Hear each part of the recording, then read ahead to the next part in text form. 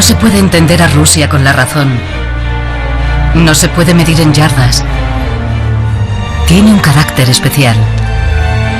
En Rusia solo se puede creer.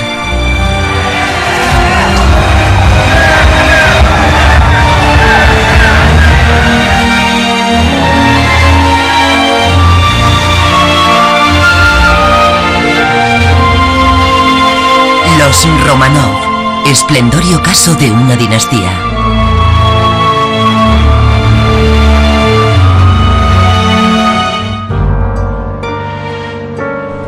La orden de asesinar a la familia del zar llegó el 16 de julio de 1918 directamente desde Moscú. Condujeron a la familia a un inmundo sótano vacío. El jefe de la Checa, Yakov Yurovsky, dio la orden de ejecución. En sus memorias recuerda: Nicolás se apartó del pelotón de fusilamiento y fue hacia su familia. Entonces, como si se le hubiera pasado algo por la cabeza, se giró y preguntó: ¿qué? ¿Cómo? El pelotón ya tenía instrucciones sobre quién debía ejecutar a quién. La orden era disparar directamente al corazón para evitar un derramamiento de sangre innecesario y liquidar el asunto rápidamente. Nicolás volvió a girarse hacia su familia en silencio. Se oyeron algunos gritos. La escena apenas duró unos segundos. Luego se produjeron los primeros disparos. Yo le disparé a él y lo maté en el acto.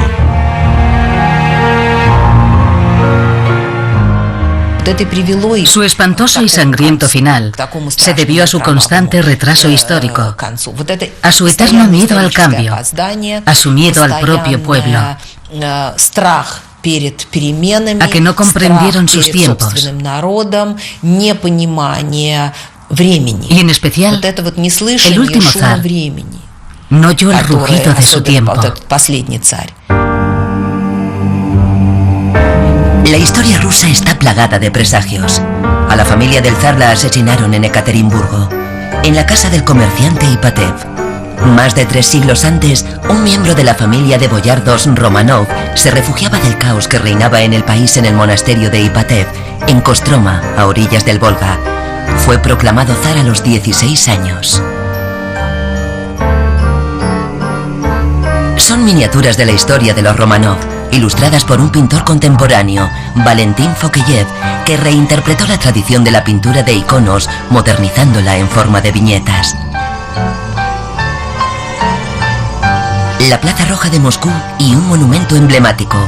Al mercader Minin y el príncipe Posarsky reza su inscripción. Minin y Posarsky liberaron a la capital rusa de la invasión polaca y del saqueo de los cosacos en 1612. Fueron quienes allanaron el camino a los Romanov. Smuta, o tiempos turbios, es como los rusos denominan el periodo entre finales del siglo XVI y principios del XVII, que comenzó con la muerte de Iván el Terrible y terminó con la proclamación del primer zar Romanov. El pueblo ruso estuvo casi 3 años sin monarca, hasta la elección del joven Mijaíl Romanov, una hoja en blanco. En el año 1613, las campanas de la Catedral del Kremlin repicaron durante días anunciando la proclamación del nuevo zar, el joven Mijaíl Romanov. El 11 de julio, una gran multitud acude a la ceremonia de coronación. ¿Podría él salvar a Rusia?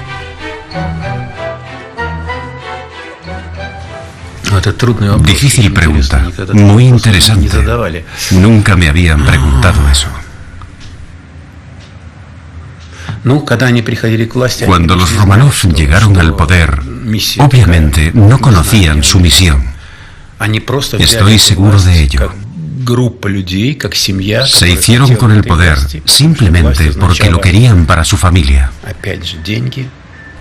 porque les aportaba riquezas, supremacía frente a los demás, autoridad, territorios, etc. Por eso, decir que los Romanov llegaron al poder para salvar a Rusia implicaría concederles una visión de futuro que no tenían en absoluto.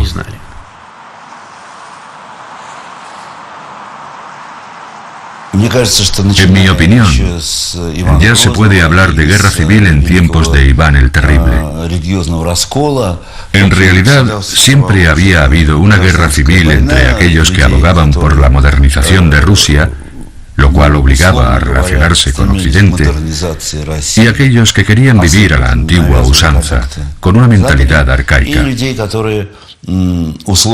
Incluso en la actualidad, uno de los mayores problemas de Rusia es que una gran parte de la población conserva esa mentalidad arcaica. La cuna de los Romanov está en Moscú, muy cerca del Kremlin.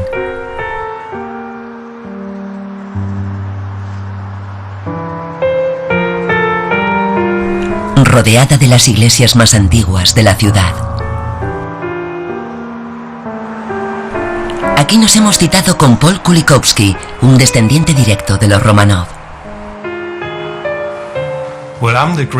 Yo soy el tataranieto del zar Alejandro III, cuyo hijo Nicolás II también se convertiría en zar. Su hermana se llamaba Olga Alexandrovna. Era la hija más joven del emperador Alejandro III y acabaría casándose con un oficial de la guardia llamado Nikolai Kulikovsky. Yo soy el bisnieto de Olga Alexandrovna y Nikolai Kulikovsky. Ellos se quedaron en Rusia hasta 1920. Fueron los últimos miembros de la familia imperial en abandonar el país. Emigraron primero a Dinamarca y después a Canadá, donde yo nací. Después volví con mi madre a Dinamarca, donde vivimos muchos años. Y ahora estoy aquí en Moscú. Así que he hecho el camino inverso de mi bisabuela. Ahora nos encontramos en una habitación de la Casa de los Boyardos, de la calle Barbarka de Moscú. Aquí nació el futuro zar Mikhail Fyodorovich. De modo que podríamos decir que aquí nació la dinastía Romanov. A la antigua nobleza rural rusa se la conocía como los boyardos, antes de la aparición del imperio. Cuando Pedro I el Grande llega al poder introduce los títulos nobiliarios europeos, pero antes de esta época se les llamaba boyardos. Cuando llegamos a Moscú en 2008 tuvimos mucha suerte, porque en uno de nuestros primeros paseos por Moscú entramos al museo y vimos a la directora. Veníamos como unos visitantes más. Cuando la directora vio a Paul dijo: "Estoy segura de que tengo frente a mí a un miembro de la familia Romanov. El parecido es tan asombroso que no me cabe la menor duda". Los boyardos eran la élite de la Rusia medieval. Eran personas cultas. Por eso no es casualidad que el primer zar de la nueva dinastía, Mikhail Romanov, proviniera de una familia de boyardos. Su hijo Alexei escribía unas cartas maravillosas. Además, siempre habían sido los consejeros de los zares. Se reunían en la Duma de los boyardos. Por eso el primer parlamento ruso se llamó Duma. Los boyardos se reunían para deliberar, aconsejar. Era una especie de órgano de consulta colectivo constituido por intelectuales.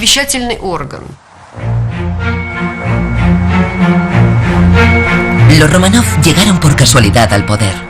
Su dinastía nace del caos. Y la clave de su ascenso residía en el miedo que sembraban y en que siempre vencían a sus audaces opositores. A principios del siglo XVII el imperio empezó a expandirse.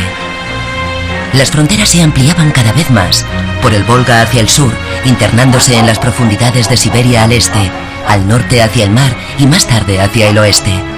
Durante los 3 siglos de dominio Romanov, el imperio de los moscovitas se convierte en una gran potencia europea, sin desprenderse de sus orígenes tártaros.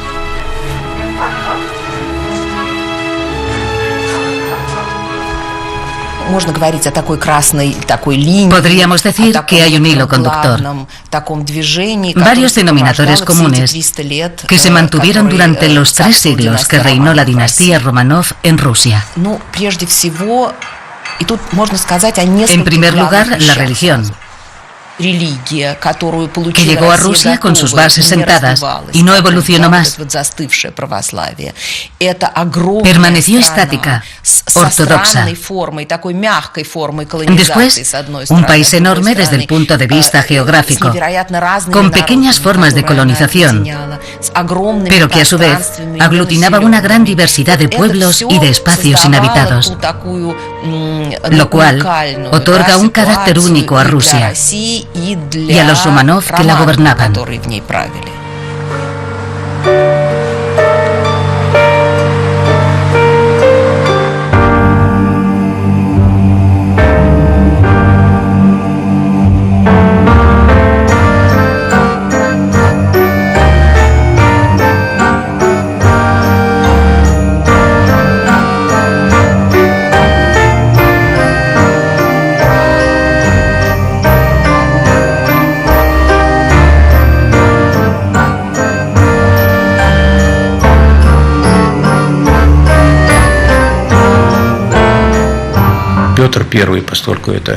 Pedro I sienta las bases de una nueva Rusia, que ahora vuelve su mirada hacia Europa, declarando abiertamente ser su hermana pequeña y querer aprender de ella.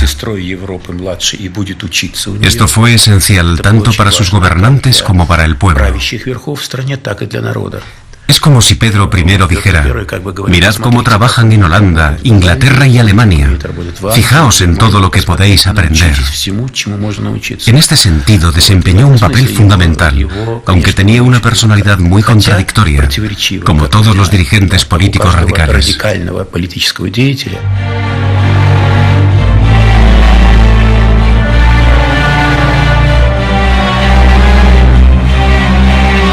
Cuán de bronce es la frente de este jinete, cuán poderoso el ademán de su mano, qué pensamientos rondan esta cabeza y qué fuerza esconde su caballo. Así rezan los versos de El jinete de bronce de Alexander Pushkin. Todos los estudiantes rusos se lo saben de memoria. Es una historia trágica. Un funcionario pierde a su esposa durante una inundación y culpa de ello a la altivez del zar, que construyó una ciudad en tierras pantanosas.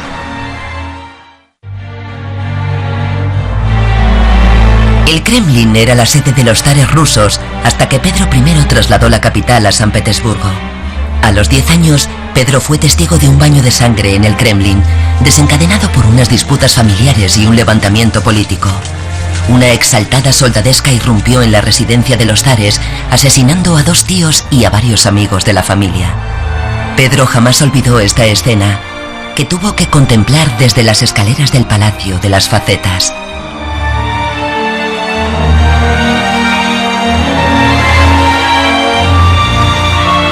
Muy distinto se sentía en Kolomenskoye, la residencia estival a orillas de un meandro del Moscova al sur de Moscú. Esta terraza fluvial es en la actualidad un popular lugar de recreo para los moscovitas. Pedro pasó aquí parte de su infancia y su juventud. En el gigantesco palacio de madera, la vida era desenfadada. Pedro descubrió allí su afición por los trabajos manuales y por el agua.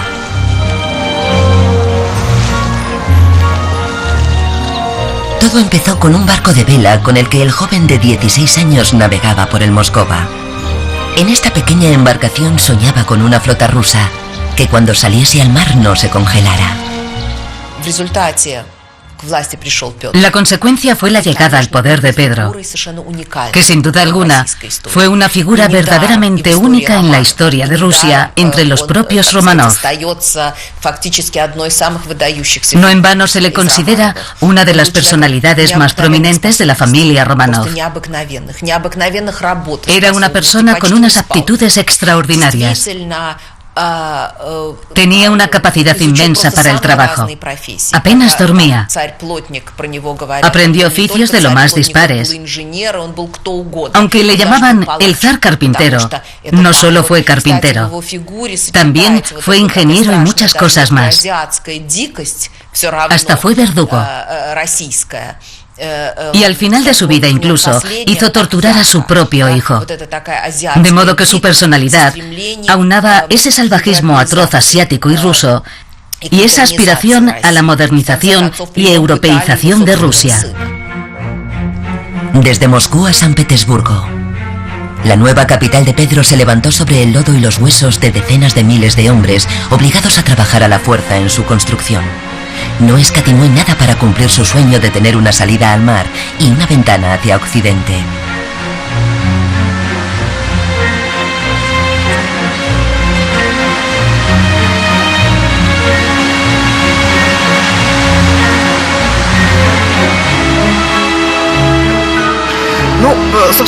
La historia de San Petersburgo comienza con la fortaleza de Pedro y Pablo.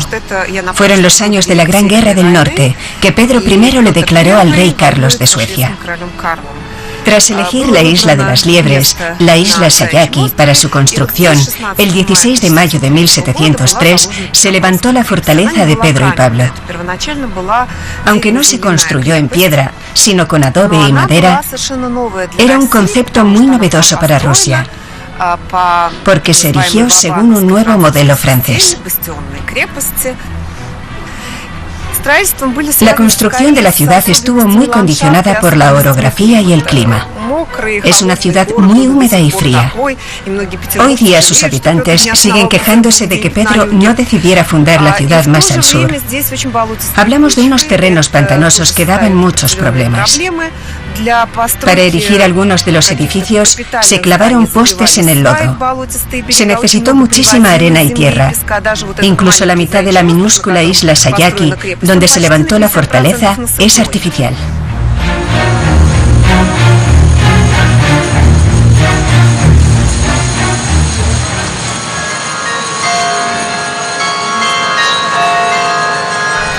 ...25 miembros de la dinastía Romanov, entre ellos 12 zares, descansan en sarcófagos en la catedral de Pedro y Pablo. Pedro I el Grande yace en una lujosa tumba adornada con un busto de bronce y rosas de plástico.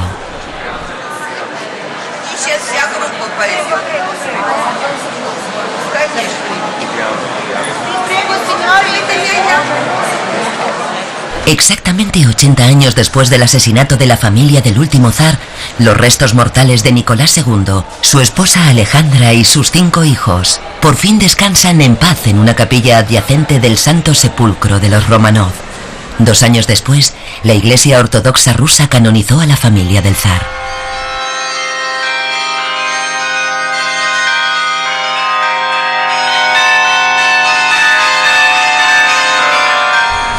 Dos pisos por encima del órgano, el ingeniero jefe a cargo de la fortaleza de Pedro y Pablo nos muestra las vistas más bellas de la ciudad.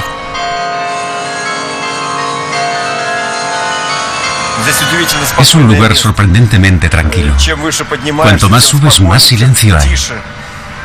El ruido y el barullo se quedan abajo. Aquí reina la tranquilidad y la paz. En este lugar tienes la sensación de que podrías echar a volar. Es maravilloso contemplar esta belleza.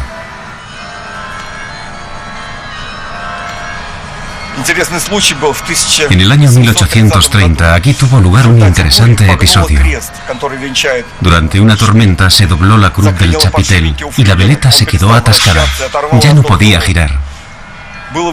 Se le había desprendido una de las alas. Hubo varias propuestas para su reparación, pero todas eran muy costosas porque no hay escalera dentro del chapitel y solo se podía acceder a ella mediante un andamio. Y eso era naturalmente muy costoso. Pero el techador, Piotr Telushkin, se ofreció a repararlo ayudándose únicamente de unas cuerdas y aceptaron su propuesta. Desde el ventanuco de la linterna que está encima de nosotros reptó por la cubierta del chapitel y ató la cuerda firmemente. Entonces se apoyó en el nudo y siguió avanzando hacia arriba en espiral. Cuando llegó a la veleta descolgó la cuerda. Subió cada día durante 6 semanas para reparar la veleta. Esta hazaña le valió una medalla y 1.200 rublos de plata. Por aquel entonces aquello era una fortuna. Con ese dinero habría podido comprar un pueblo entero. Una vaca costaba entre 4 y 5 rublos. Además le regalaron una jarra de cerveza de plata con la que podía ir a cualquier taberna del estado y beber cuanto quisiera sin pagar nada a cambio. Pero apenas vivió 4 años más. Murió cuando tenía 28.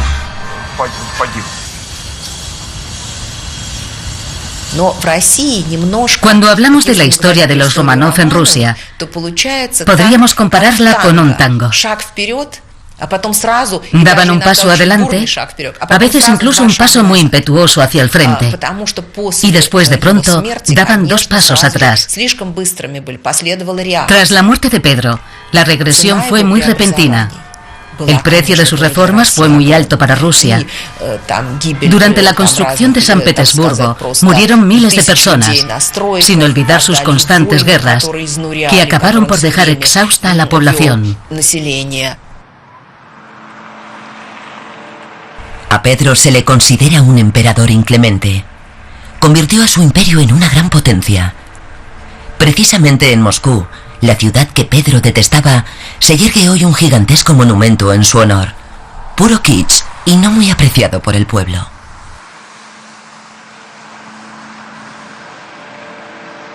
El monumento a Pedro levanta ampollas entre los moscovitas por diferentes motivos. Fundamentalmente porque es un símbolo del poder absolutista. ¿Qué representaba Pedro? Indudablemente la modernización de Rusia, pero también es el símbolo del abrumador poder del Estado sobre las personas, sobre las personalidades, sobre el individuo. Todo estaba subordinado a las necesidades del Estado. Es por ello, por lo que en la Rusia de hoy, que debería haber liberado a su pueblo, y que en cierto modo lo ha hecho, esta gigantesca estatua representa el espíritu de ese poder. El Estado sentó un precedente, pero el pueblo ya no lo tolera. Desde la reelección de Putin en 2012, los moscovitas salen a la calle a manifestarse. Los manifestantes gritan: la unión hace la fuerza.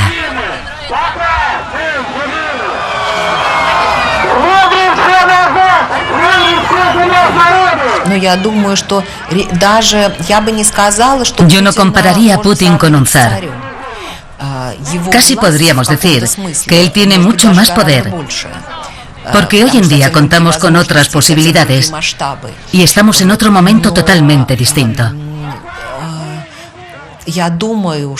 Creo que estas protestas han surgido porque hay paralelismos históricos, porque sus gobernantes, de nuevo, no comprenden que Rusia necesita una modernización, ni qué tipo de modernización necesita.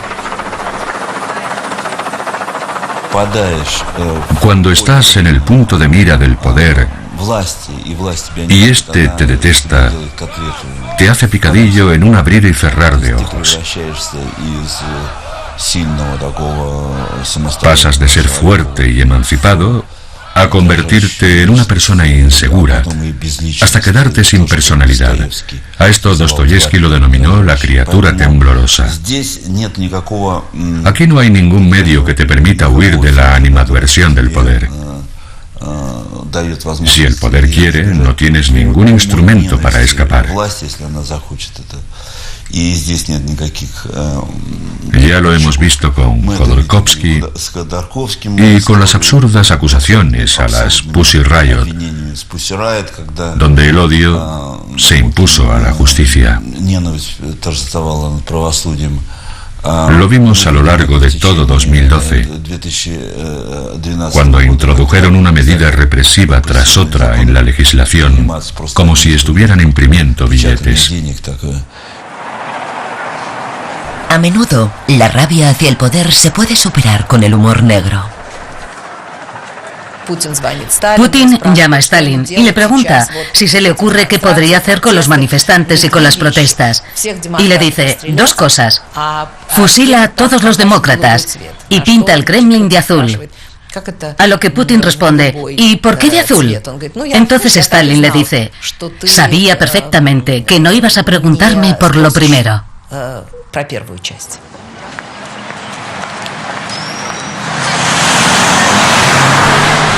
La hija de Pedro, la zarina Isabel, gobernó Rusia durante 20 años. Al no tener descendencia, adoptó al hijo de su hermana Ana, Pedro, duque de Holstein-Gottorp, pero este la defraudó. Al parecer era infantil, inculto y violento. Un matrimonio traería la solución, y esta llegó de Alemania.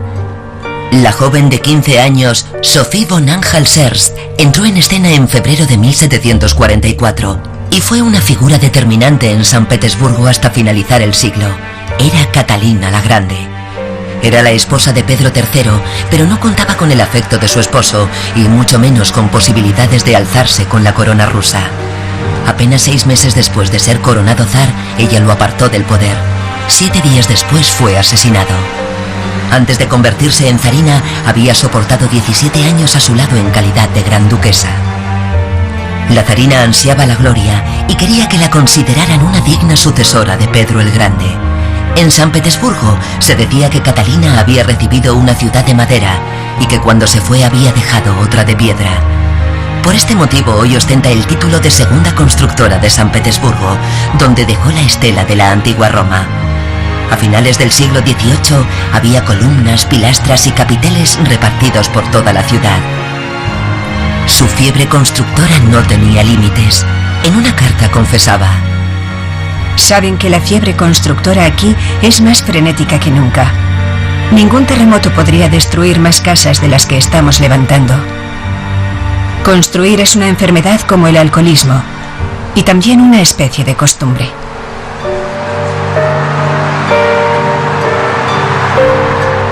Catalina la Grande sentó los cimientos del museo probablemente más grande del mundo, el Hermitage. Estaba repleto de cuadros, pues además de su fiebre constructora también era una ávida coleccionista. Para albergar sus obras de arte mandó construir en 1764 el pequeño Hermitage y el viejo Hermitage en la fachada con vistas al río Neva del Palacio de Invierno. Durante sus 30 años de reinado, Catalina hizo traer a San Petersburgo más de 3.000 cuadros, entre ellos de Rubens, Van Dyck, Rafael, Tiziano, Watteau, Tintoretto y Veronese.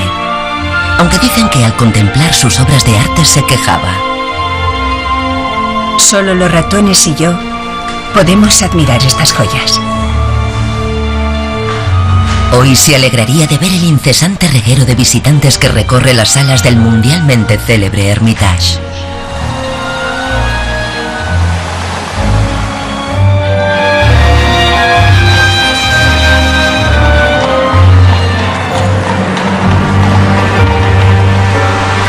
La emperatriz introdujo a Rusia en el panorama político y cultural europeo. Reforzó el centralismo político y fortaleció las bases de una gran potencia. Se vanagloriaba especialmente de sus triunfos militares. Si gobernara 200 años más, Europa entera acabaría subyugada bajo el cetro ruso. Todo eso contribuyó en gran medida a convencer a muchos de esa idea, de que Rusia debía seguir su propio camino, de que Occidente jamás podría comprender a Rusia, que era diferente a todo lo demás. De ahí esos célebres versos que tan a menudo se citan de uno de los mejores poetas rusos del siglo XIX, Fyodor Tyutchev, que por cierto vivió mucho tiempo en Occidente, y que rezan así: no se puede entender a Rusia con la razón, no se puede medir en yardas, tiene un carácter especial, en Rusia solo se puede creer.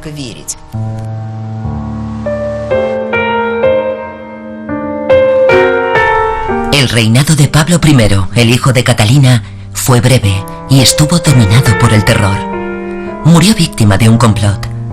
La elección de su sucesor desató un gran júbilo cuando el nieto de Catalina, Alejandro I, llegó al poder en 1801.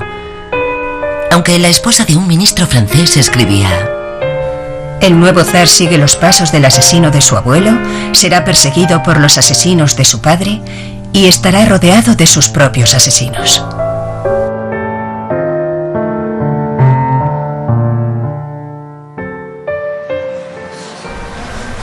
La civilización europea siempre llegaba de la mano de mujeres alemanas que se casaban con los zares rusos. Con Napoleón y su agresiva política expansionista, volvió a desaparecer la civilización. En junio de 1812, las tropas francesas invadían Rusia, cuyo ejército era muy inferior en número al francés. Las órdenes del zar Alejandro I a sus tropas fueron una defensa dilatoria. Su intención era desgastar a los invasores con la inmensidad del territorio y su duro clima. A principios de septiembre de 1812, el ejército francés había avanzado hasta Borodino, a 80 kilómetros al suroeste de Moscú. Allí tuvo lugar una de las batallas más encarnizadas y sangrientas de la historia. Los franceses ganaron. Napoleón se encontraba a las puertas de Moscú y esperaba que le entregaran sus llaves. Pero nadie acudió a dárselas. Los 240.000 habitantes de la ciudad habían huido. Parte de la ciudad había ardido. Se quemaron 6.500 casas y no quedaban provisiones en la ciudad. Napoleón tuvo que abandonar el Kremlin en llamas. Cuando cayeron las primeras nieves a finales de septiembre, comenzó la retirada a través de un territorio devastado. El ejército de Napoleón había caído. el Imperio ruso se había convertido en el salvador de Europa y ésta volvía a reordenarse.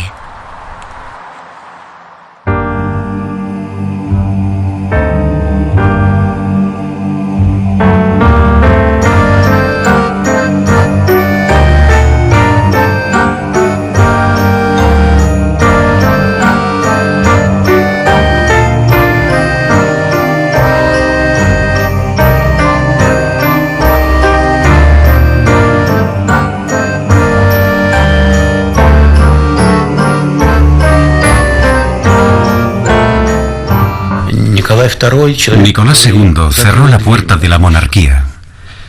Fue el primer zar de la dinastía Romanov que capituló. Y parece lógico, pues era el más emocional de todos los zares. Cuando un monarca tiene un carácter tan sensible y además carga con el peso de un país como este a sus espaldas, su hegemonía corre peligro. Era como una locomotora a vapor de plástico, cristal y metal quebradizo, que debe tirar de algo muy pesado. Una locomotora así no puede mover un tren tan gigantesco. Nicolás II era una persona extremadamente sensible. Tuvo que capitular.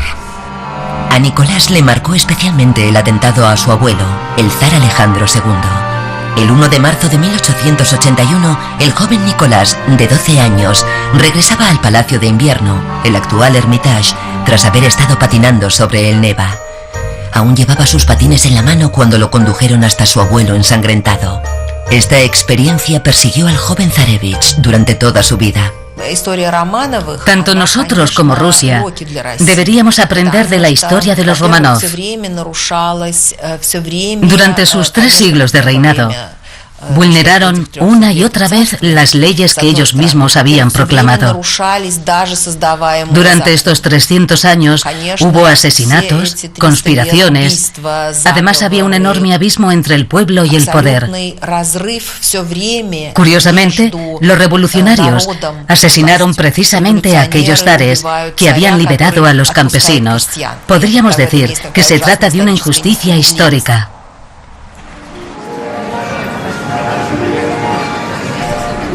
Entre las tradiciones de la corte rusa estaba el ballet.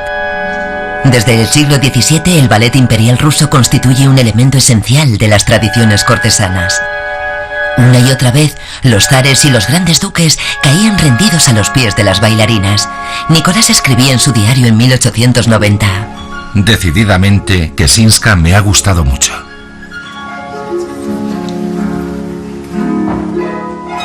Matilde Ksenska era una bailarina del ballet imperial. Su éxito residía en su gracia y en su expresión especial que cautivaban al público. Pero la aventura no avanzó al mismo ritmo que la carrera de esta primera bailarina. Los Romanov enviaron a su vástago a recorrer mundo durante casi un año. A su vuelta se encontraron de nuevo en el Teatro Mariinsky. Poco después comenzó un desenfrenado romance entre el heredero al trono y la bailarina que duró casi 2 años.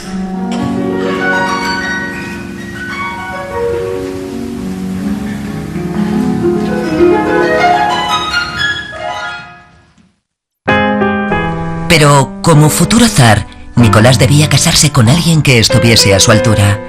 Como tantas veces en su familia, finalmente se inclinó por una alemana, Alex von Hessen-Darmstadt. Tenía que convertirse a la Iglesia Ortodoxa y recibió el nombre de Alejandra Fyodorovna. En octubre de 1894 murió su padre, el zar Alejandro III.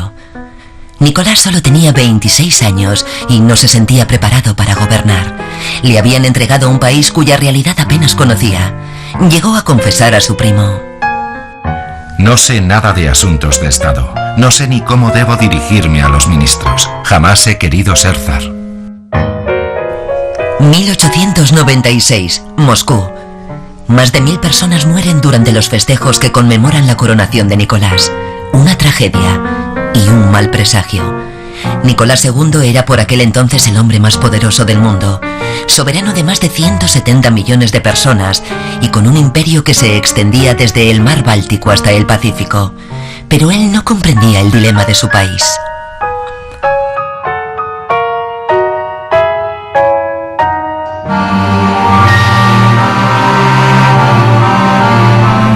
El escritor León Tolstoy le escribió una carta al zar quejándose de la decadencia moral. He aquí el nivel de bienestar del pueblo. Niños demacrados, tribus degeneradas, personas conviviendo con animales, trabajando de sol a sol, opresión y resignación. Y en el otro extremo, solo intereses personales, ambición, lujos, ansias de influencia y poder. Nicolás continuó la política conservadora de su padre enérgicamente. Rusia era un estado de acusados contrastes. Mientras que florecían las artes, la ciencia y la industria, el país seguía viviendo políticamente en el pasado, en el absolutismo. El 80% de la población vivía en el campo, en la más absoluta pobreza, mientras que la nobleza celebraba sus fiestas por todo lo alto, muy lejos de los millones de campesinos hambrientos. A diferencia de los países europeos, a principios del siglo XX, Rusia no tenía ni parlamento ni constitución.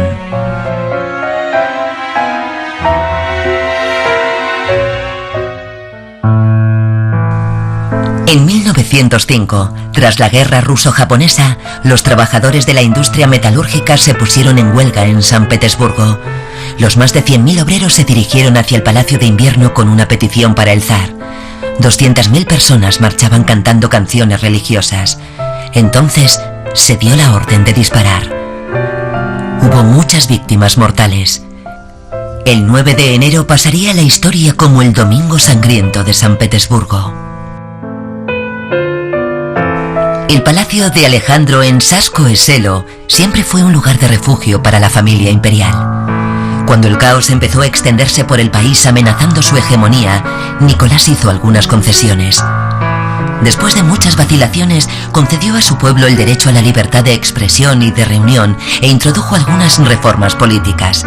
El manifiesto que por fin anunciaba la creación de un parlamento para el país, la Duma, se leyó en el gran salón del trono del Hermitage.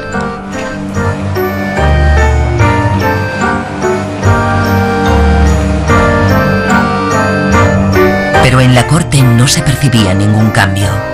Este idílico sueño tendría un terrible despertar. Al último zar le interesaban más los juegos y el deporte que su país y su gobierno. Nicolás y Alejandra decidieron llevar una vida jamás vista en la corte rusa. Anteponían su vida privada a todo lo demás.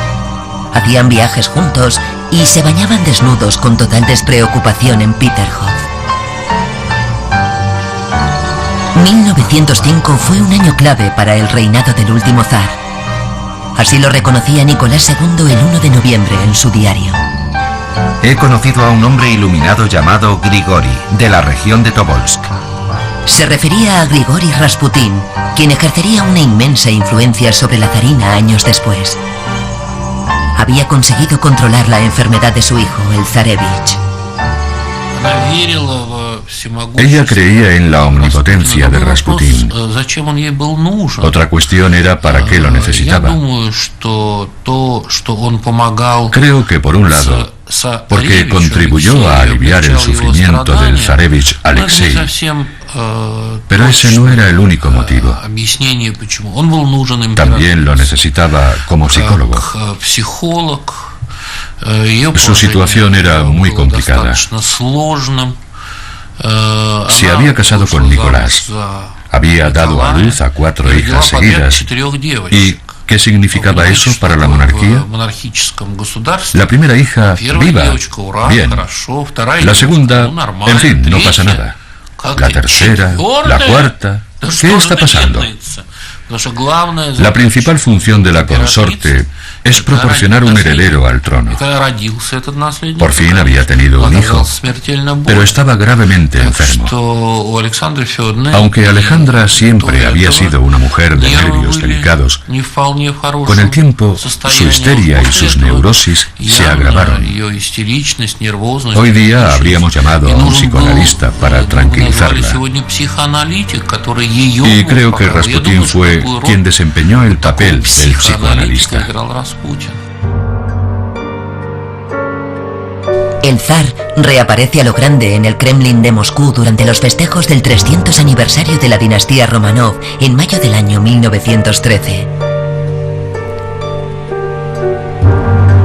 Decenas de miles de espectadores se apiñan en los engalanados bulevares.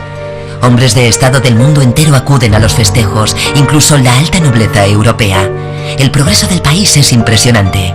El imperio ruso brilla con todo su esplendor, un motivo de celebración. Pero esta paz era engañosa. El resplandor del imperio se fue apagando en el transcurso de los 4 años siguientes.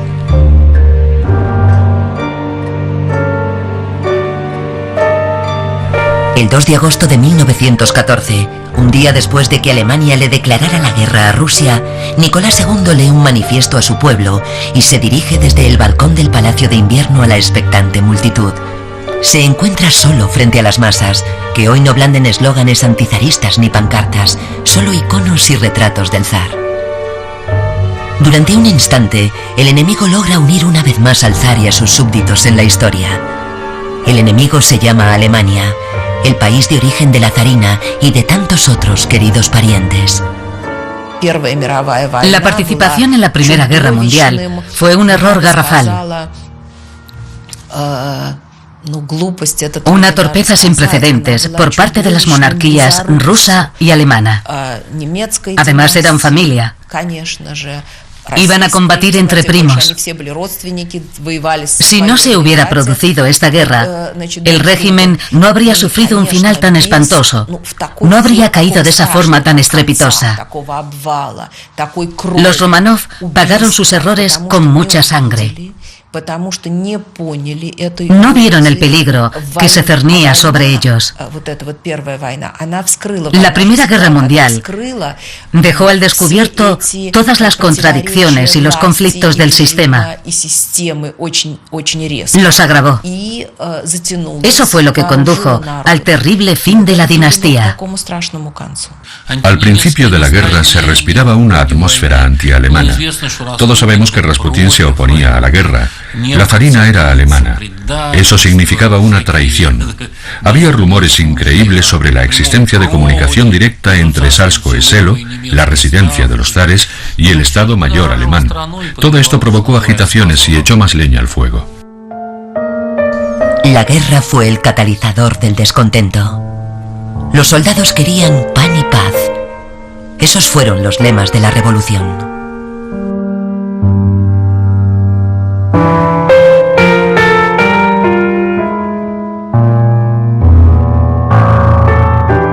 Pero la fabricación de armamento seguía a todo gas.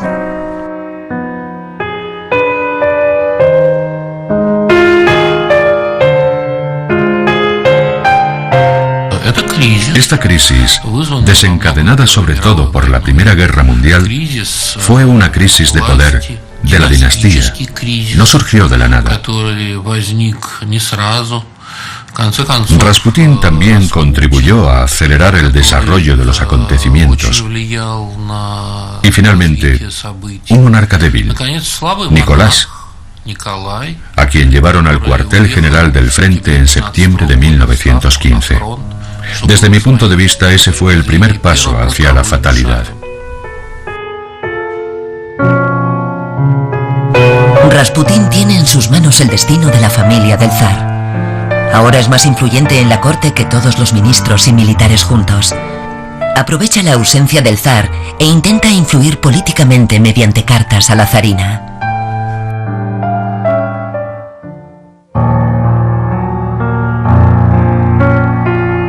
Pero ya nada podía frenar a la historia. En febrero, los soldados irrumpen en el Palacio de Invierno, el actual Hermitage.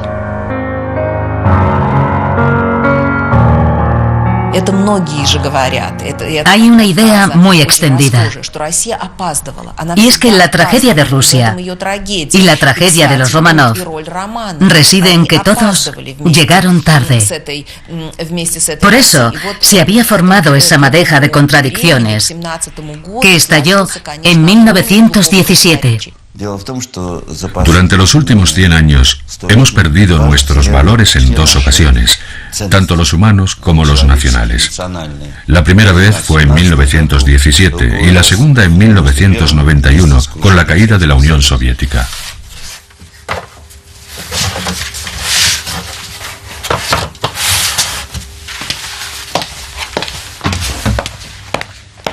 El archivo estatal de la Federación Rusa conserva los diarios del zar Nicolás II y de la zarina Alejandra.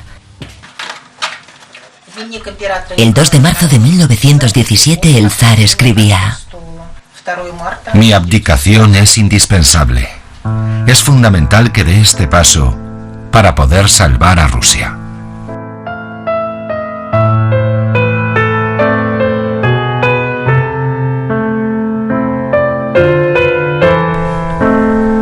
El 2 de marzo de 1917, el zar firmaba el acta de abdicación. Después partió hacia Sarkoe-Selo para reunirse con su familia, que ya se encontraba retenida. Así terminaban más de 300 años de dominio de los Romanov. El vacío de poder lo ocupó primero un gobierno civil provisional democrático procedente de la última Duma.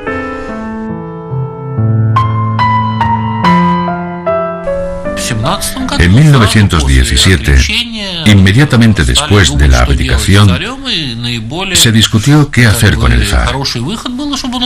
Una buena solución habría sido que se hubiera marchado del país. Pero Nicolás no quería. La familia era ingenua y pensaron que con su abdicación el asunto había quedado zanjado, que vivirían en Livadia, en Crimea. Eso habría sido del agrado de Nicolás. A fin de cuentas, llevaba más de 20 años sufriendo por tener que dirigir un imperio tan vasto. Dicho suavemente, era una persona que nunca estuvo a la altura de las circunstancias. Aquello le venía demasiado grande. En 300 años, era la primera vez que Rusia no tenía un zar. Los emblemas del poder del zar fueron destruidos en todo el país.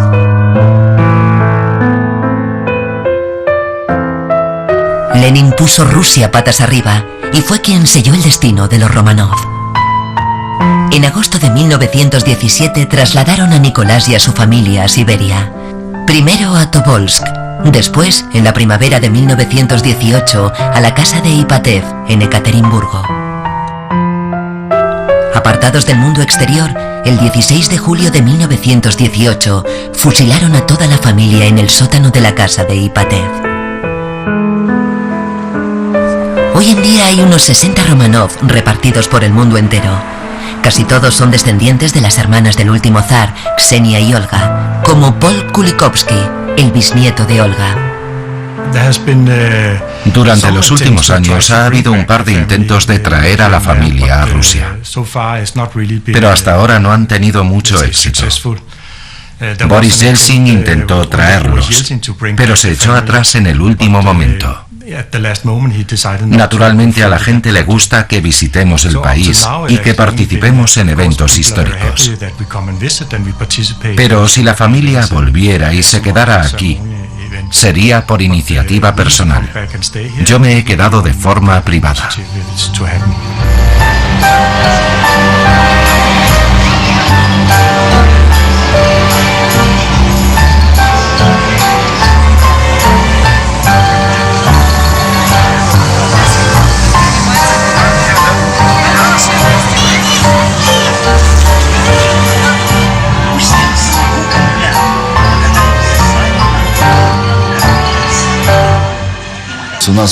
Es como en el fútbol, cada uno juega para su equipo.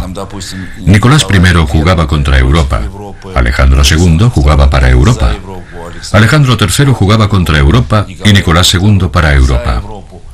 Lenin jugó con Stalin contra Europa. Khrushchev trató de acercarse a Europa. Brezhnev se aparta de Europa. Finalmente Gorbachev se acerca a Europa y Putin huye de ella. Esa es la historia de Rusia. El resultado es impredecible, porque los gobernantes juegan los unos contra los otros. Es un partido en el que solo hay un equipo en el campo. A veces tira hacia una puerta y otras hacia otra.